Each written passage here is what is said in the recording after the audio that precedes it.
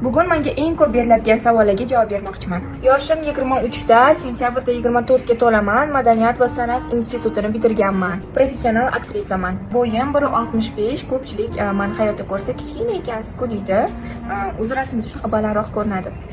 Vesim 53 kilo. Ko'pchilik meni ekranda semizroq deb o'ylashadi, lekin hayotda ozg'inman. Ekran 5-10 kilo qo'shadi. Shuning uchun shunaqa ko'rinamiz. Ko'pchilik mana shu ko'zim ustiga qo'yadigan oq nimaligini juda so'raydi. Mana shu highlighter, buni bilmayman, necha yildan beri ishlataman, umuman tugamaydi. Shu paytgacha serial, kino, novellalarda tushganman. Sizlar har doim ko'radigan kelin rollarini ham juda ham ko'p tushganman. Juda ham ko'pchilik qizlar menga tirnoq haqida ko'p gapirishadi, lekin men ancha yillardan beri tirnoq umuman qo'ydirmayman. Menga tirnoqsiz yurish komfortliroq va buni o'ziga yarasha sabablari bor.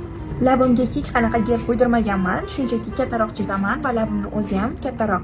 Xullas, sizlar bilan gaplashib, yerda makiyajimni qilib oldim. Menga qachon podpisatsiya qilgansizlar, kommentariyada yozib qoldiringlar.